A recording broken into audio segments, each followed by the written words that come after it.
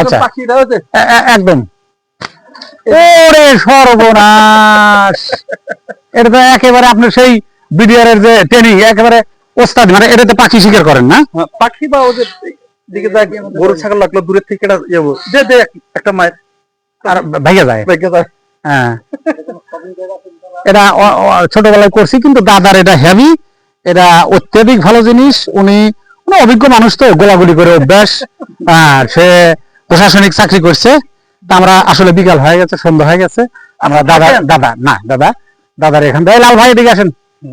হ্যাঁ, আমরা এই যে এখনই বিদায় হব। এই যে আমাদের লাল ভাই, এই কল্যাণদার একমাত্র তার বন্ধু মানুষ, সে আমার সাথে তার পরিচয় করা দিছিল।